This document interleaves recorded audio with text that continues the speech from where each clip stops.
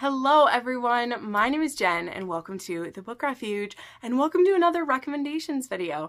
And this one is for a trope that is so close to my heart. Anytime it pops up in a book, I just get the warm and fuzzies.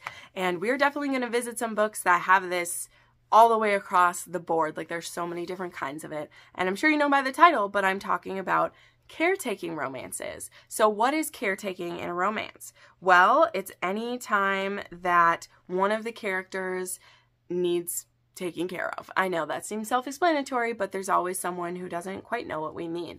This can be the case of like when they are sick. It can be from a cold or from the flu where they just need copious fluids and someone to, you know, keep them cool and help them survive. Or it can be because they have a life-threatening injury, which is some of it. So we definitely have two different spectrums. There also, I included a couple books in here that are also like emotional caretaking from some people who have had trauma that is like past trauma, but is now prevalent and needs that tender loving care, right? So yeah, I have books all the way across the board for this one. And we're going to get to it because I think that I have 14 or 15 recommendations for this one. I wrote down a lot because, like I said, it's one of my favorites. And we're going to start with one that it's in every video I talk about, guys, okay? Because it has everything that I love, okay? So yeah, I'm talking about Heartless by Elsie Silver. I'll be real quick about this one though, because it's in every video. But in case you didn't know that it also has caretaking in it, not only, I mean, Willa is a nanny for Cade, but there is a part of this book where first Willa needs to take care of Luke, the little boy, because he gets sick, and he gets sick like in her car, and it is, my stomach turns so quickly because vomit in a car makes me want to vomit. But then she gets sick afterwards, and so Cade comes home to her having taken care of his son and helped him be well, and now she is sick and he is going to do the same for her, and it's just absolutely beautiful. It's reason 101 why this book should be everybody's favorites, but I absolutely love that. So we're just getting it out of the way. We're starting with it. This one's there. Now we're going to switch to a darker one. We're going back and forth with all of these. I didn't set them in any particular way. So then we have The Devil and I by Kay Alastor. This is a book that I try to bring up whenever I can because, man, I wish that Kay would write some more books. I want her to. So far, this is the debut and only book that Kay has written, and I want more, okay? I want more. But this one has some caretaking in it from a pretty serious scenario. So we have Lucas, who is a morally gray man for sure. He's a police officer who, when he has his vacation, he takes a vacation 2 times a year to kill people who have escaped justice. And he has a cabin where he will kill them and dismember them, make sure no one finds them, and they're people who've escaped justice. Now, at the beginning of this book, he's just about to go on one of these vacations when he's going for a jog in the woods and he comes across Rina.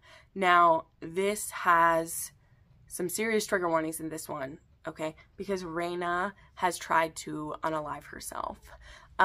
She was assaulted by someone who got away with it, and he has recently threatened her that he is going to come back and do it again and or kill her this time.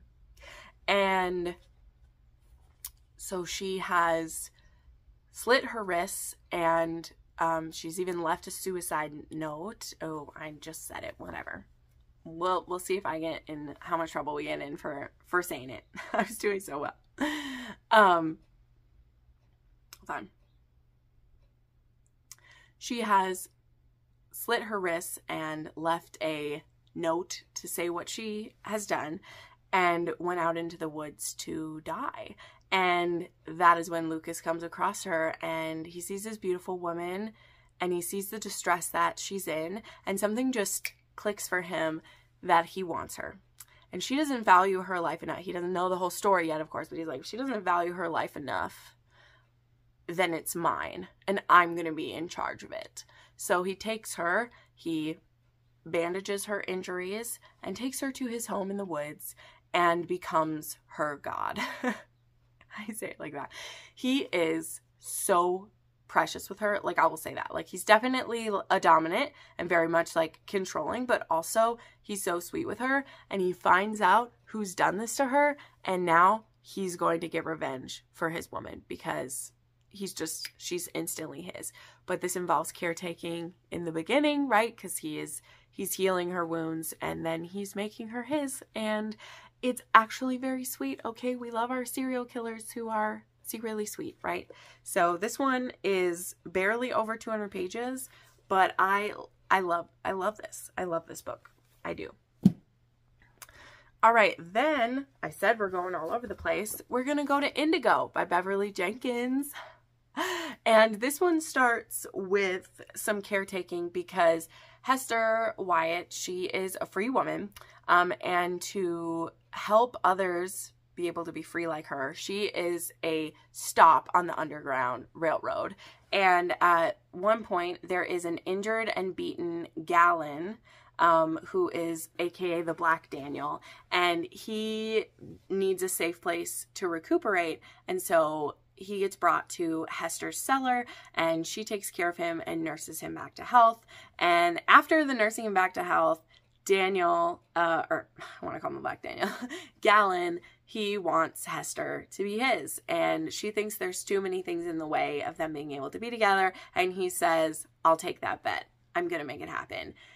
And damn if this man doesn't do a good job doing it. But it all starts with a little bit of caretaking. He's kind of cantankerous. He's obviously upset to be hurt and have to be trapped in this cellar because no one can know that she is healing him. She may be a freed woman, but she's definitely not free from scrutiny or free from the trouble that can bring her. I mean, this is like the best historical romance. Like, it's so good, and I thought this was the perfect one to bring it up in. Then I want to mention another historical real quick. This is one that I just wish more people would read. I think it's so fascinating, and this is A Momentary Marriage by Candace Camp. I've read both books in this the series only has 2 books. I don't know if Candace Camp just like kind of abandoned the series or if it only meant to be a duet. I don't know. But this one is about this woman who, her father has died. She owes a lot of debts. There are people trying to like coerce her into marriage, or, you know, expecting things from her that she's not willing to give, those kind of things. And there is a man who is kind of her enemy. Like, she was in love with his brother previously, and this hero like kind of took steps to separate them, and so she definitely doesn't have warm and fuzzy feelings for him. But he was friends with her father, and he hasn't spoken to her father in a while. You know, it is historical times, like he hasn't written him a letter in a while, but he stops by to visit him, and he discovers the state that she's in, and that she's about to get kicked out of her home, and that there are vultures circling, and he steps in and offers marriage, and she's like, you are the last man I would be prevailed upon to marry. No, I'm just kidding. She doesn't go Pride and Prejudice, but it's kind of that. And he tells her, I'm actually dying. I have a disease that no one has been able to fix. I have only months left to live, and I don't want to leave my fortune to my family. So how about this? You marry me. I will, you know, pay your father's debts that he has, and then also when I die, I'll make sure you get left everything and you can do good with my money. Like, because she has some causes that she believes in that he thinks are kind of silly. He's being a bit of a jerk about that, but he also is like, but it'll be your money to do with what you want. And she's like, why do you want to screw over your family like this? And he's like, just wait and see. You'll see. And so they end up getting married, and he does continue to get sicker. But what kind of romance would this be if he was going to die? He does get very ill, and this involves our heroine taking care of him in what she thinks will be the end of him. But there are a few twists to come around. It does seem that someone is trying to hasten his leaving of the world. And, you know, let's just say for the sake of HEA that he's not going to die. Well, then where does that leave them? Because they entered this marriage fully believing that he would die soon. And now maybe he won't. So what do we do with that? And I loved it. I loved the connection between these two and the way they went from not full on like enemies, but like they definitely dislike each other and have reason to like almost like team members to being in love. And I just thought it was a very gradual slow burn because it's just so interesting. And too, and like he almost feels this sense of guilt for like not dying, and now he's kind of like locked her into this guy she doesn't want to be with. But it was great. I loved it. All right, moving right along. We have one of the romances that I said is more of an emotional caretaking. And that I'm so happy to bring up is Savage Tracker by Maggie Cole. I haven't been putting these books in some recommendation videos lately, and this one needed to be in here. So this is number 5 in the Mafia Wars. It's the Ivanov family. I do believe that you could read this as a standalone. The way that Maggie wrote this series, which has 10 books in it, you really could jump in where you want, at least with the Ivanovs. With the O'Malleys, I feel like you kind of want to stick with the track, but if you don't want to read Perfect Stranger and other books, which I do highly recommend those, you could just read this one. Now, this one is a heartbreaking book. It's heartbreaking. But it involves, this one is Obrecht and Selena. And Selena was in a master-slave marriage for years. She was actually tricked into marrying who she thought was a wonderful, wealthy American. So she's actually Greek. Her family disowned her when she became his wife, and she was turned into his sex slave and has been for years. She's finally escaped from him and has gotten a divorce. And that is something we see happen in a previous book where one of our previous heroines is a lawyer and she helps her escape from him. And now she doesn't really know what to do with her life. So one of our heroes gives her a place to live in one of their condos, because part of this mafia is they very much are entrenched in a lot of legal businesses to keep themselves out of scrutiny and trouble. And Obrecht is one of the brothers, and he lives at this house as well. So he kind of he lives at this condo as well. And so he kind of takes on the role of checking in on her, making sure she's safe. And she feels this incredible, like, connection to him. But she's also having these crazy feelings where she wants to submit to him. And she knows that she must be really fucked up because of that. Because she was forced into submission for years and she hated it.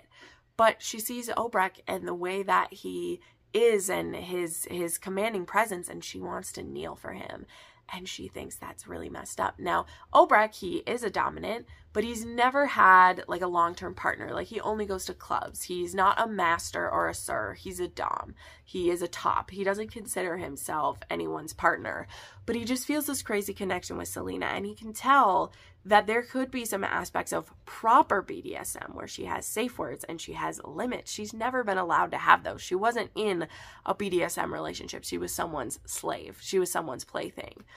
And he thinks that it could be helpful to her to learn how to manage those, to be able to play with people who could help her live out her fantasies, live out what she needs without her being trapped. And so he offers to help, and there's a lot more. But there's so much good work that Obrecht does for her by helping her realize her boundaries and her limits and what she's allowed to say no to. And he also encourages her to get into therapy, which is beautiful because Obrecht actually knows a therapist who is familiar with BDSM being a coping mechanism and helping with things. So I love this, and I love the kind of caretaking that we see in this couple.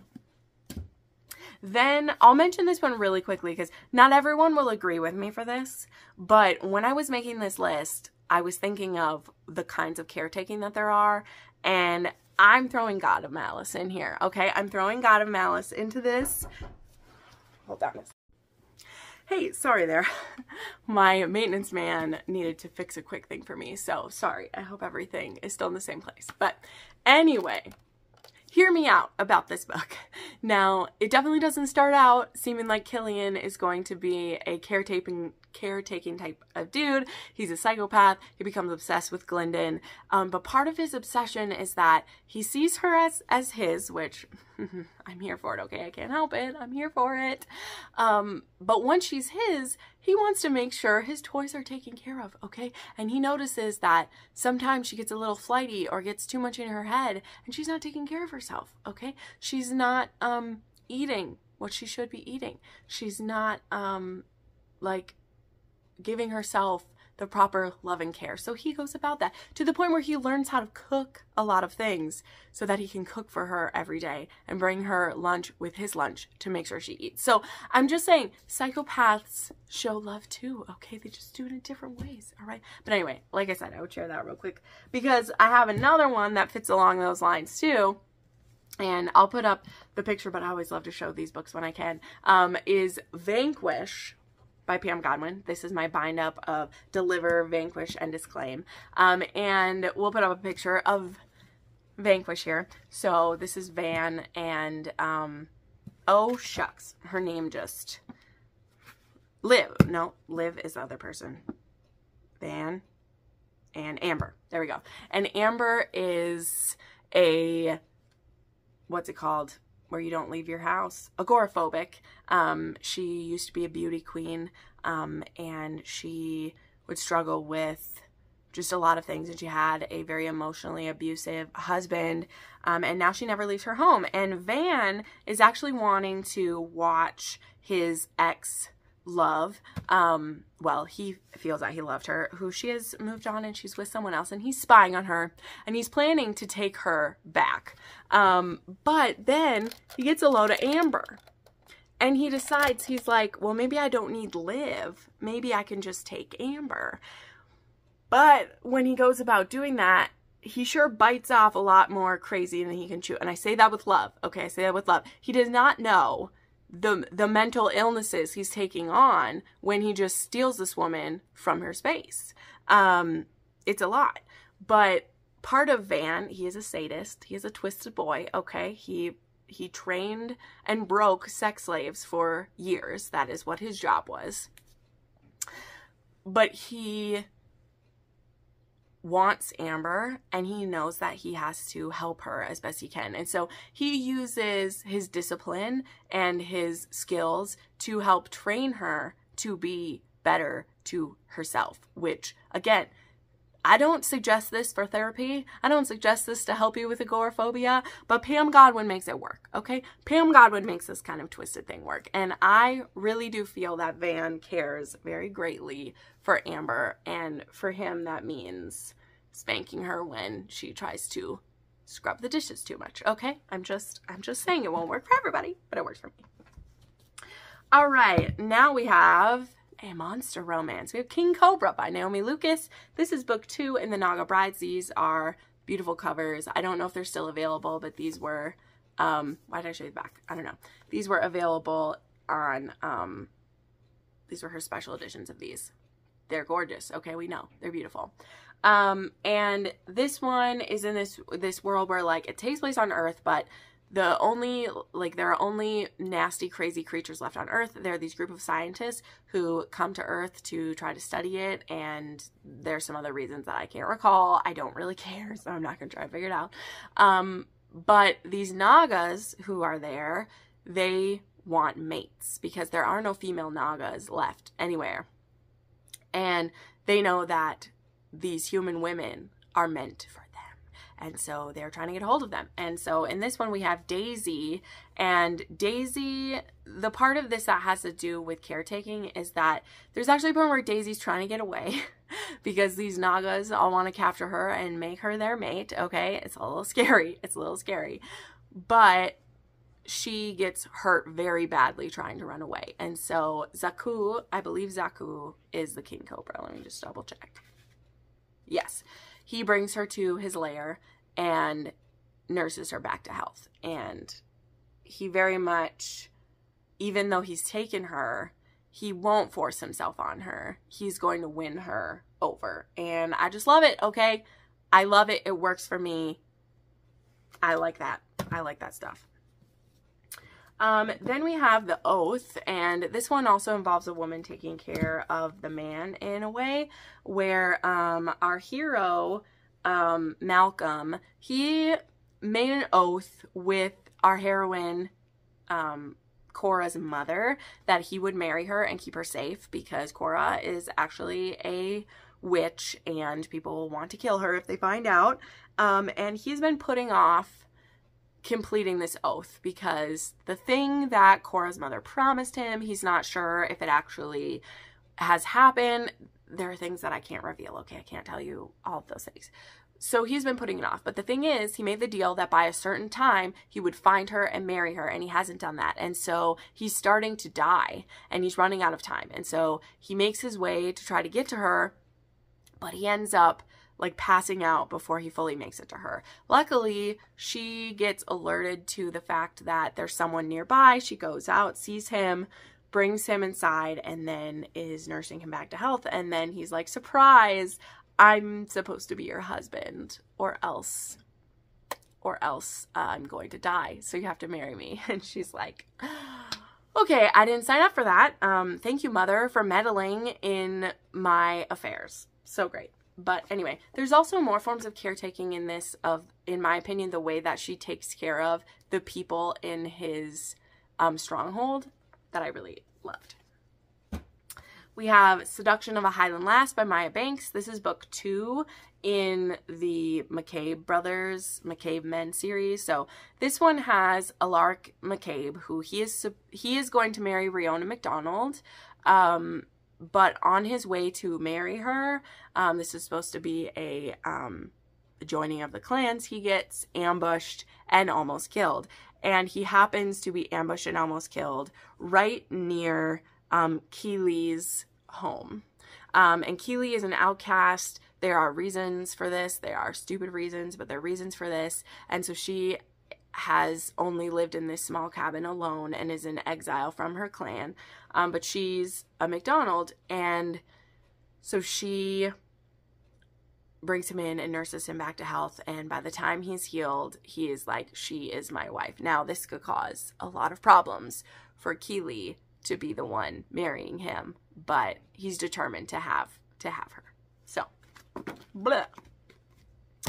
There is Wild by Adrienne Wilder. This is a MM romance that involves a disaster scenario. So our one hero, he is on the way to this, like, I don't know if it's a photo shoot or a music video shoot, I can't remember, but he's on the way with these Hollywood types. And there is a plane crash, and they crash in the Alaskan wilderness. And it just so happens that our other hero has been hiding from a drug cartel in the wilderness of Alaska for the last many years. So he is a full-on mountain man. He has this tiny cabin in there, and he comes across his plane crash and finds our hero still like strapped in to his seat, and he has a broken leg, and the fact that he survived a plane crash is a miracle, but nobody else is alive. And so he takes this man back to his cabin, and he's going to keep him. He says he's only going to keep him until spring because they can't travel out with the way it is. So this is kind of sort of captor-captive, but it's definitely a forced proximity and a, MM slow burn romance, and I like it a lot. But it's a little bit twisted, okay? It's just a little bit twisted. Then we have another one, Eyes of Silver, Eyes of Gold. This one starts with a major caretaking stuff because our heroine is trying to escape from a forced marriage, and so she runs for it, and she ends up stopping at our hero's farm. Now, our hero is kind of a recluse and secluded, not completely by his choice, but he is part Native American, and he has been kind of shunned by everyone. People are racist, people suck. But he actually was friends with our heroine when they were in school. She was nice to him and he liked her, and so she is hiding out in his barn, and he invites her in and is like, I will help you get where you're trying to get in the morning. It's raining, it's not safe, stay here for the night. Well, the next morning they get caught up to by her father and his men and the man she's supposed to be forced to marry, and she refuses to do it. And so they are crazy people. Okay, I don't know another way to say it. They're fucking crazy. And they beat the shit out of him And they do this mock wedding where they marry these two to each other. And then her father says, he's going to be dead by morning and you'll be a widow then. And then come crawling home and do what you're supposed to do. So it's a very weird situation, but it leaves us in danger because he is almost dead. He's barely alive. And our heroine is left alone on his farm. And people keep coming in trying to get her to leave. And he can't really defend her. She's on her own, as well as trying to take care of him and take care of his animals so they don't die while he's under the weather. And they just forge this kind of like trauma bond together in a way. But also, it's them against the world. And it becomes very beautiful. Don't let this ugly cover fool you. This is a beautiful Western romance. Like, it's so good. It's so good. And then the last one I want to share is another one that is an emotional caretaking for me. And it is my favorite of the kind. And that is Twisted Emotions by Cora Reilly. This is one of my favorite books of all time. It's beautiful. I don't care whatever gets said about Cora Reilly from here on out. Twisted Emotions and Twisted Pride, but Twisted Emotions is one of the best books that I've ever read. Okay, ever. I love it. But this one involves an arranged marriage between Nino Falcone, who is part of the Las Vegas Camorra, and Chiara Vitiello, who is Luca Vitiello's, I think he's a niece or cousin or whatever, I can't remember. But from the New York Famiglia, and they decide to make an alliance to kind of underseed the outfit, who they're both at war with. And so they do this. And Remo, who is the head of the Camorra, he's like, I'm not marrying anybody. And Nino's like, I mean, I'll do it. We need this alliance. I'll do it. I can be someone's husband. And Nino is definitely neurodivergent. He's had trauma that's made him that way, but he was always a little bit different. But he definitely was shaped by a lot of trauma that these guys went through as kids. And he gets given this wife who she's terrified to marry him, absolutely shaking in her boots because she's only heard scary things about the Camorra, absolutely terrified of him. And she was raped by one of her uncles, so she isn't going to be a virgin. It's a very big deal in this world to be a virgin when you get married.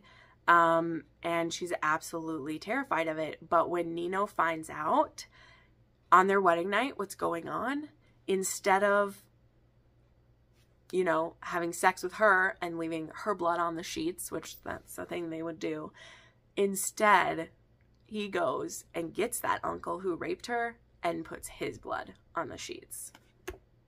And then comes about, you know, she has to move to Las Vegas with these crazy, brutal men, and Nino and her, like, they just have this connection, and he's so gentle and kind with her in a way that he's never been with anyone before.